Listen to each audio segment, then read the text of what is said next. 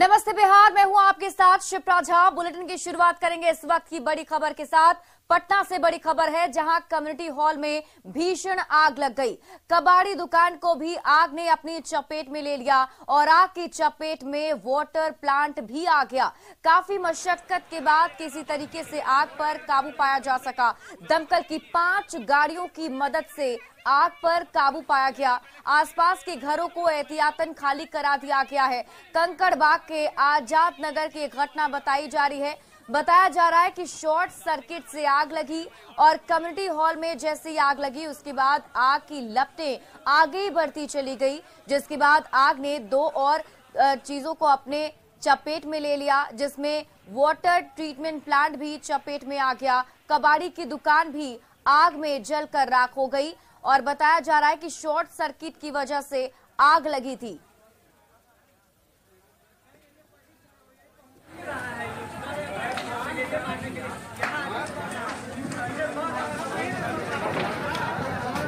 और आग की लपटों को देखकर आप अंदाजा लगा पा रहे होंगे कितनी भीषण आग वहां लगी होगी, क्योंकि एक एक करके 3 चीज इस आग की चपेट में आ गए। सबसे पहले कम्युनिटी हॉल में शॉर्ट सर्किट से आग लगी और उसके बाद पास में जो कबाड़ की दुकान थी उसे भी आग ने अपनी चपेट में ले लिया। वाटर प्लांट भी जलकर खाक हो गया है और ये उस वक्त की तस्वीर हम आपको दिखा रहे हैं। एहतियात के तौर पर जो आसपास के घर हैं वहां से लोगों को निकाल दिया गया, घरों को खाली करा दिया गया ताकि वहां पर अगर आग लगे तो कोई हताहत ना हो। हालांकि इसमें लाखों का नुकसान बताया जा रहा है, क्योंकि आप समझ सकते हैं कम्युनिटी हॉल पूरे तरीके से जलकर राख हो चुका है। और ये तस्वीर आप उस वक्त की देख रहे हैं जब दमकल की 5 गाड़ी मौके पर पहुंची थी और आग बुझाने की कोशिश की जा रही थी। स्टार्टिंग से मरे और 5 मंगाइए। बिहार सरकार ने शराबबंदी को लेकर सख्त फैसला लिया है। अब स्प्रिट और कफ सिरप की ढुलाई वाली कंपनियों को इस बात की जानकारी मद्य निषेध विभाग को देनी होगी। शराबबंदी कानून के तहत राज्य सरकार ने कदम उठाया। 15 जनवरी तक सभी कंपनियों को निर्देश दिया गया है कि वो अपना रजिस्ट्रेशन मद्य निषेध विभाग के पोर्टल पर जाकर करा लें। 15 जनवरी के बाद जो भी कंपनी स्प्रिट और कफ सिरप ले जाते पकड़ी जाएगी उनके खिलाफ कठोर कार्रवाई होगी, उनके खिलाफ एफआईआर दर्ज होगी। गौरतलब है कि हाल के दिनों में बिहार ने कई लोगों की मौत स्प्रिट से बनी शराब से हुई है, जिसके बाद सरकार ने ये फैसला लिया है। अब जो भी कंपनी स्प्रिट और कफ सिरप बिहार के रास्ते ले जाएगी उनका रजिस्ट्रेशन होना जरूरी है।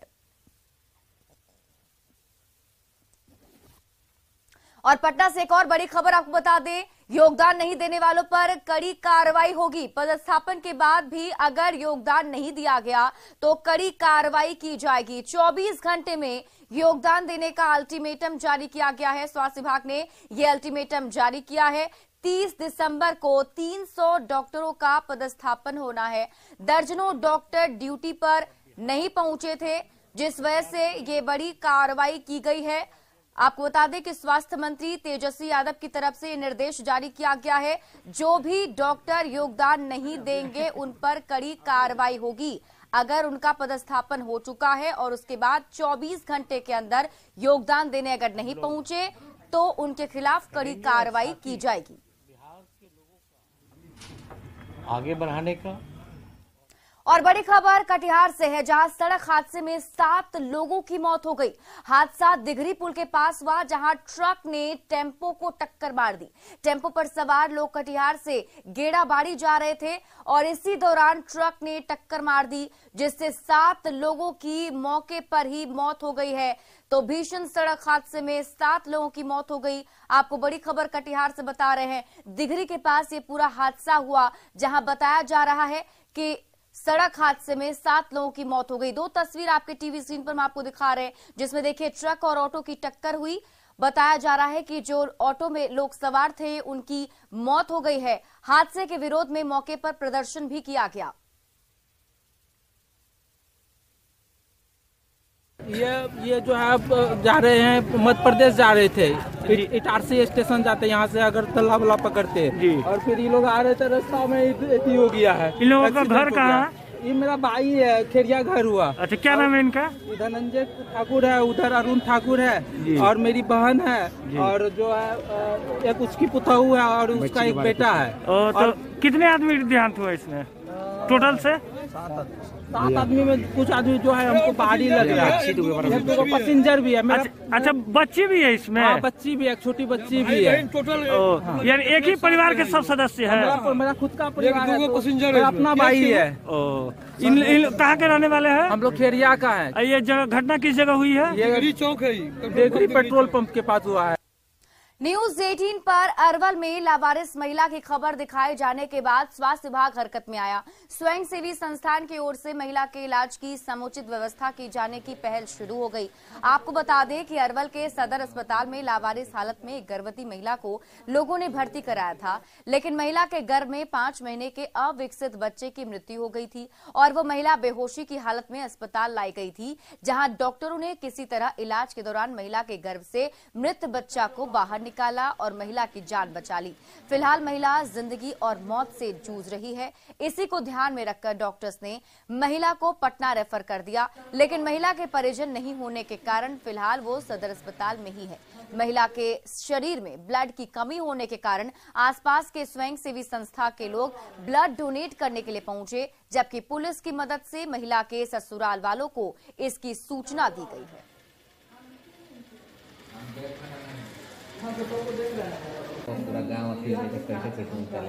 है डॉक्टर श्वेत निशा, उन्होंने अभी उनका जो है डिलीवरी कराया। बच्चा तो मरा हुआ था, अभी पेशेंट का कंडीशन क्रिटिकल है। हम लोग फिर फर्दर उसको जो है एक्लेम्सिया का भी केस था तो उसका हम लोग ट्रीटमेंट हम लोग कर रहे हैं अभी। बाकी पेशेंट अभी गैस्पिंग स्टेट में है, हम लोग सारा ट्रीटमेंट अभी कर रहे हैं। रेफर तो किया गया है, लेकिन अभी तक उसके परिजन लोग जो है एब्सकॉन्डेड हैं। तो बाकी हम लोग यहाँ पे ट्रीटमेंट कर रहे हैं। हम लोग के पास जो साधन है यहाँ पे हम लोग अभी कर रहे हैं। जान का खतरा जो है बना हुआ है उसका, और कुछ लोकल्स लोग आए हैं उनके गांव से, वो लोग भी जो है अपने हिसाब से जो लोग देख रहे। पूर्वी चंपारण में चोरों का आतंक सिर्फ घरों तक सीमित नहीं है, बल्कि चोर यहां मंदिर से भी कीमती मूर्तियां चोरी कर रहे हैं। जिले के सुगौली थाना क्षेत्र के उत्तरी मानसिंघा पंचायत के खोड़ा गांव के एक मंदिर को चोरों ने निशाने पर लिया। चोरों ने यहां मां सीता और लक्ष्मण जी की मूर्तियों को मंदिर में घुसकर चुरा लिया। ये मूर्तियां साल 1958 में स्थापित की गई थी और कीमती धातु से बनी थी। सुबह जब ग्रामीणों को मूर्ति चोरी की जानकारी मिली तो लोगों की भीड़ मंदिर के पास इकट्ठा हो गई। पंचायत के मुखिया भी मौके पर पहुंचे और इसकी सूचना पुलिस को दी गई। पुलिस अब इस मामले की तहकीकात में जुटी है। ग्रामीणों ने जब मंदिर के आसपास का इलाका खंगाला तो खेत में उन्हें मूर्तियों की माला और मुकुट मिली है। इससे यह अंदाजा लगाया जा रहा है कि चोर खेत के रास्ते ही मूर्ति चुराकर भागे हैं।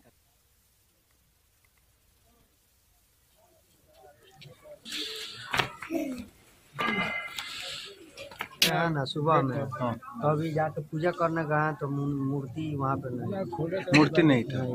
कुछ मूर्ति का अवशेष भाग इधर पूर्व मंदिर के पूर्व दिशा में मिला। अच्छा, जैसे माला हुआ, मुकुट हुआ, नीचे का स्टैंड हुआ। अच्छा, तो सभी ग्रामीणों ने जाना है सुबह में, तो आए लोग तो खोजबीन किए लोग, तो कुछ पदार्थ मिला है मूर्ति। कितना पुराना ये मंदिर है? लगभग 60 साल। बहुत पुराना मूर्ति है, 58 के। अच्छा, 58 पुराना मूर्ति है। वो कोई कीमती धातु है, इसलिए इसको चोर जो है रात को आया, चुरा के ले गया। जिसका भी निशान भी है, जो गांव खेत में तो लेके गया है। उसका कुछ मुकुट भी मिला है, कुछ माला और मिला है। और चोर को देख मतलब उसका निशान साइकिल का था, साइकिल पर लाद कर ले गया। पूर्णिया के खजांची हाट थाना के फोर्ड कंपनी चौक पर काली मंदिर में चोरी करते एक युवक को लोगों ने रंगे हाथ पकड़ लिया, जबकि दूसरा मौके से फरार हो गया। लोगों ने आरोपी की जमकर पिटाई कर दी। मौके पर पहुंची पुलिस ने भीड़ से युवक को बचाया और थाने ले गई। गिरफ्तार धीरेन पासवान ने कहा कि उसका दोस्त छोटू पासवान मंदिर से कलश और ग्लास की चोरी करने के लिए पहुंचा था।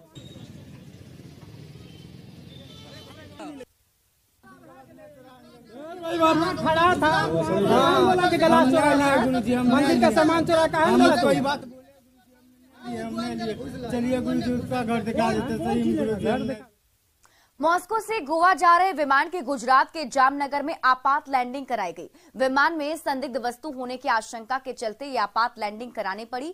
इससे पहले बम निरोधक दस्ता, एम्बुलेंस एयरपोर्ट पर बुला लिए गए। विमान में करीब 236 विदेशी यात्री सवार थे।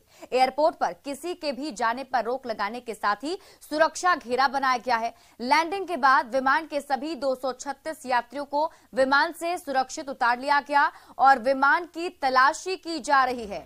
ये तस्वीर आप देख रहे हैं जिसमें जो विदेशी यात्री हैं उन्हें वहां उतारा गया है। 236 यात्री इस फ्लाइट से सफर कर रहे थे। फिलहाल विमान की तलाश की जा रही है क्योंकि जो जानकारी मिली है उसके मुताबिक बताया जा रहा है कि मॉस्को से गोवा जा रही फ्लाइट के अंदर ही वहां पर विमान की इमरजेंसी लैंडिंग कराई गई। गुजरात के जामनगर में इमरजेंसी लैंडिंग कराई गई है क्योंकि संदिग्ध सामान मिलने पर हड़कंप मच गया। संदिग्ध सामान मिलने की जानकारी विमान के अंदर मिली, जिसके बाद ये इमरजेंसी लैंडिंग कराई गई। 236 यात्रियों को अभी वहां पर उतारा गया है और आगे विमान की तलाश की जा रही है।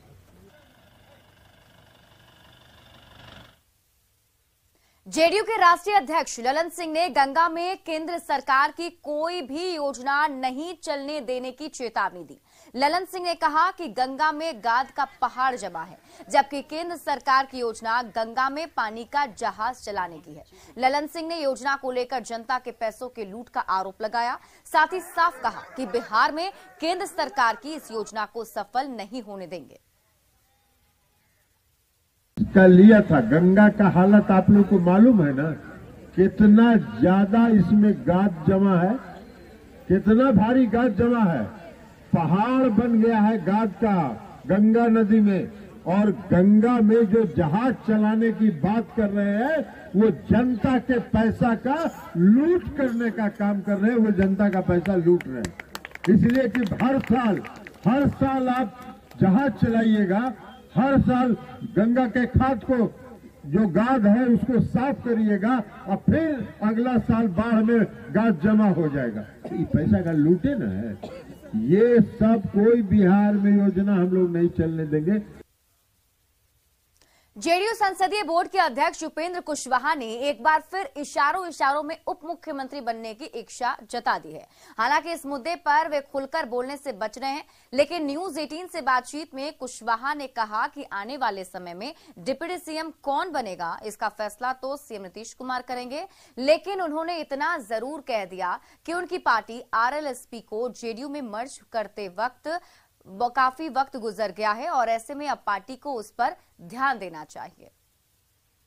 अचानक से इस बात की सरगर्मी तेज हो गई कि मंत्रिमंडल का विस्तार हो सकता है खरवास के बाद, चूंकि कांग्रेस के जो प्रदेश अध्यक्ष अखिलेश सिंह उन्होंने कहा है कि नीतीश कुमार से उनकी बातचीत हुई और खरवास के बाद मंत्रिमंडल विस्तार होगा।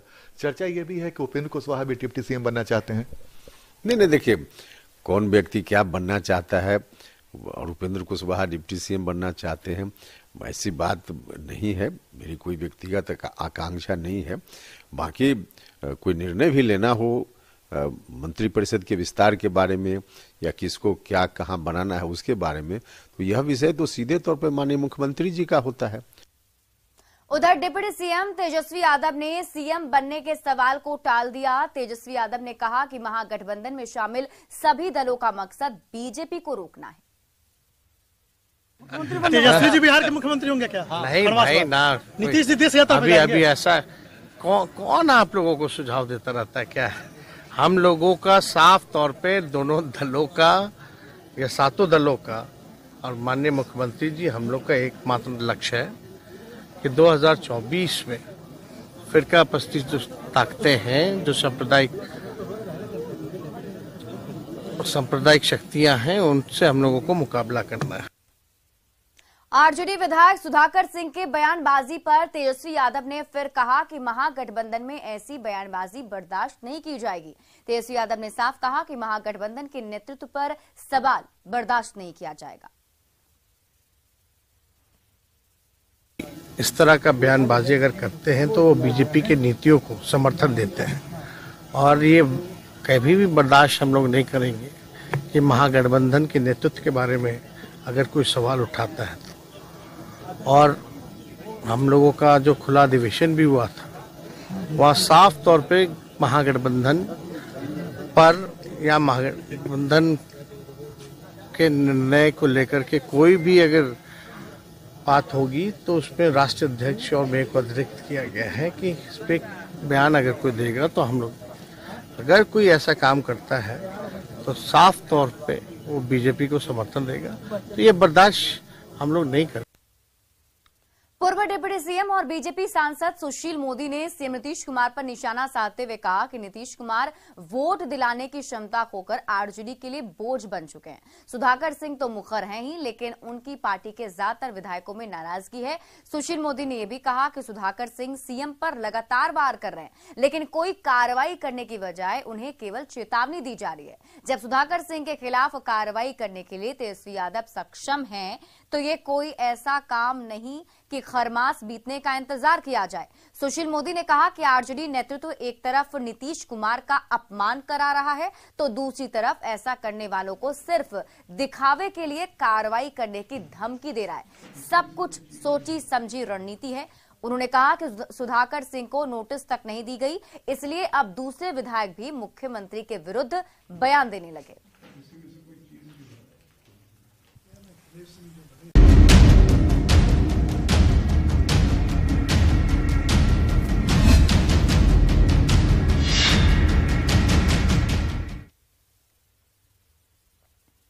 और अब बात करेंगे बिहार में बढ़ते ठंड की। बिहार की राजधानी पटना में शीतलहर का कहर जारी है। अधिकतम तापमान 7 डिग्री सेल्सियस और न्यूनतम तापमान 4 डिग्री सेल्सियस की गिरावट दर्ज की गई। कड़कड़ाती ठंड में पटना सिटी के गायघाट पुल के नीचे तंबू गाड़ कर रहने वाले सैकड़ों गरीब परिवारों का जीवन इन दिनों काफी मुश्किलों में बीत रहा है। जिला प्रशासन की तरफ से अलाव की व्यवस्था न होने की वजह से लोग टायर और ट्यूब जलाकर समय काट रहे हैं।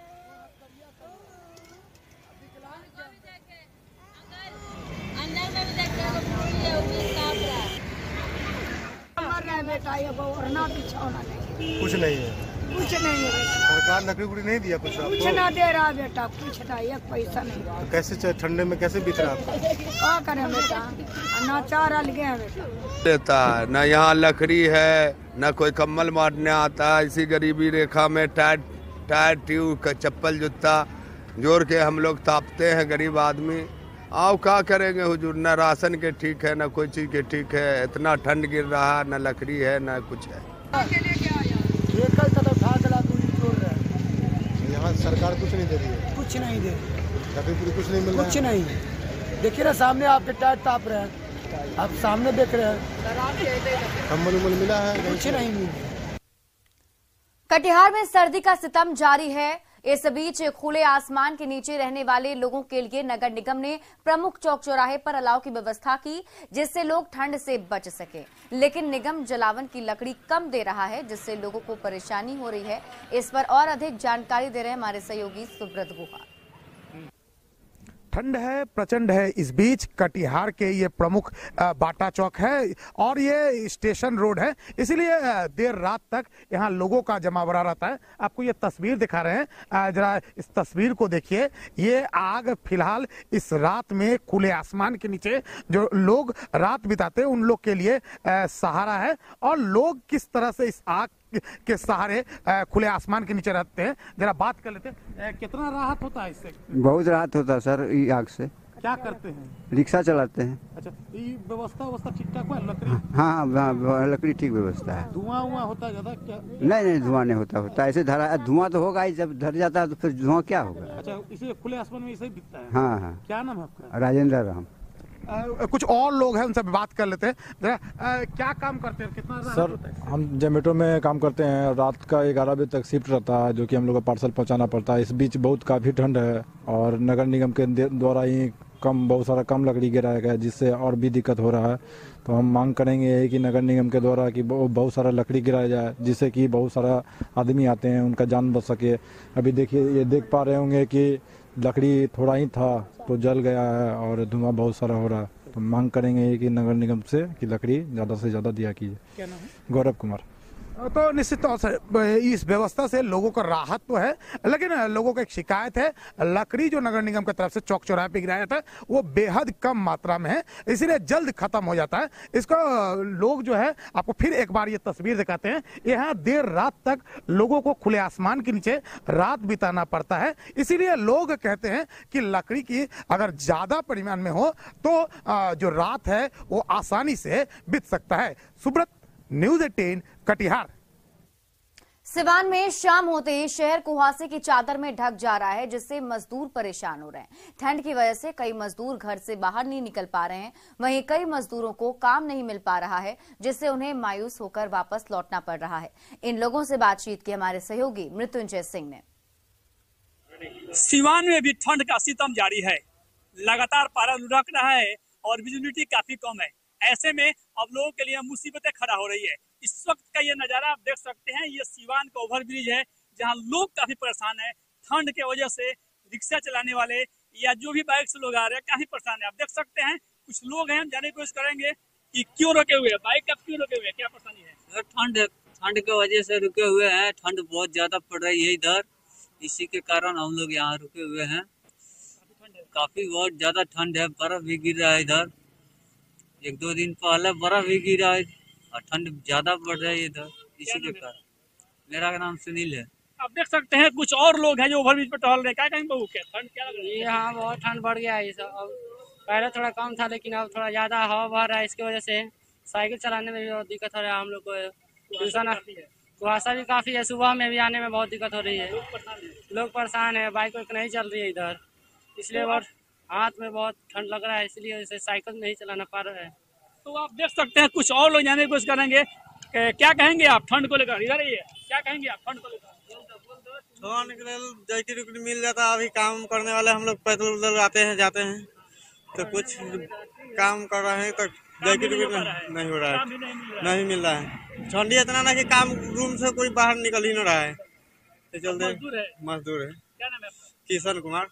तो आप देख सकते हैं ये नज़ारा हम इधर दिखाने की कोशिश करेंगे, ये ओवर ब्रिज का नज़ारा है। आप देख सकते हैं ठीक हमारे सामने सिवान रेलवे स्टेशन है और ये दृश्य आप देख सकते हैं, ये शाम का वक्त है लेकिन पूरी तरह से जो सिवान है कुहासा में लिपटा हुआ है। ऐसे में अब लोगों को मुसीबतें खड़ा कर रही है, जहाँ जो आने जाने लोग हैं उनको परेशानी हो रही है, तो वहीं जो मजदूर तबके के लोग हैं उनका काम नहीं मिल रहा है, जिससे वो लोग काफी परेशान है। मृत्युंजय सिंह, न्यूज़ 18 सिवान।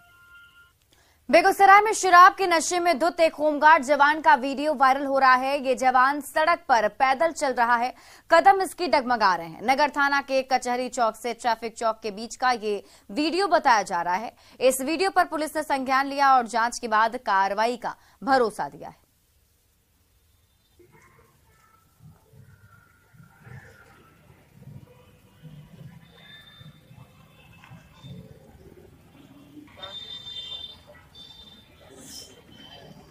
रूप से ये कहा जा रहा है ये कोई होमगार्ड जवान है। संज्ञान में आते ही संबंधित थाने को हम लोगों ने बताया है। अभी इस पे जांच पड़ताल जारी है। जांच के बाद पूर्ण रूप से खुलासा हो पाएगा कि वो संबंधित पदाधिकारी या जो होमगार्ड का जवान है वो कौन है। अभी जांच के बाद ये पता पाना ज्यादा अच्छा।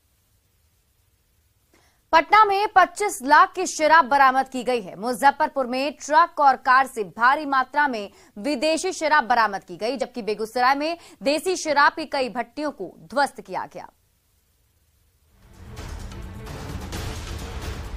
शराबबंदी के बावजूद बिहार में शराब का धंधा मंदा नहीं पड़ रहा। अस्पताल के बेड पर इलाज कराते इस युवक को देखिए, ये शराब का सप्लायर है। हाजीपुर में शराब की तस्करी के खेल का उस वक्त खुलासा हो गया जब स्कूटी से शराब ले जा रहा ये युवक पेड़ से टकरा गया। इसको अस्पताल ले जाया जाने लगा तो पता चला कि ये 20 लीटर देसी शराब लेकर सप्लाई करने जा रहा था। ये तो हुई शराब के एक सप्लायर की बात। अब जरा शराब के इन जखीरों को देखिए। पटना में 25 लाख की शराब बरामद की गई है। मद्य निषेध विभाग ने फतुहा इलाके में एक ट्रक को पकड़ा जिस पर 200 कार्टन से ज्यादा शराब रखी हुई थी।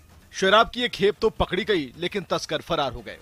तस्वीर देखिए, ये राजस्थान के ट्रक से शराब बिहार मंगाई गई थी, लेकिन मद्य निषेध विभाग पटना की टीम ने यहां पर कार्रवाई की है। फतुहा इलाके में इसको छोड़ा गया था ट्रक को और उसी दौरान मद्य निषेध विभाग को सूचना मिली और इसके बाद मद्य निषेध विभाग की टीम जो है वो पहुंची मौके पर। उसके बाद यहाँ पर शराब की ये पेटियां देखिए, इसको रिकवर किया गया है। पटना जैसी ही तस्वीर मुजफ्फरपुर में देखने को मिली, जहां ट्रक और कार से भारी मात्रा में विदेशी शराब बरामद की गई। गायघाट थाना क्षेत्र में एक ट्रक से 185 कार्टन शराब और कार से 174 बोतल शराब पकड़ी गई। बेगूसराय में उत्पाद विभाग के लोग खेतों की खाक छानते दिखे। उत्पाद विभाग की टीम ने बछवाड़ा थाना क्षेत्र के अरबा, कदराबाद, रुदौली और बेगम सराय समेत कई इलाकों में सघन छापेमारी की और देसी शराब को नष्ट किया। अलग अलग इलाकों से भारी मात्रा में शराब का मिलना बताता है कि शराबबंदी के बावजूद बिहार में शराब का अवैध खेल धड़ल्ले से जारी है। न्यूज 18 के लिए पटना से संजय कुमार, हाजीपुर से प्रफुल्ल, मुजफ्फरपुर से प्रियांक सौरभ और बेगूसराय से संतोष के साथ ब्यूरो रिपोर्ट। और फिलहाल इस बुलेटिन में अभी के लिए बस इतना ही। आप देखते रहिए न्यूज 18 बिहार झारखंड।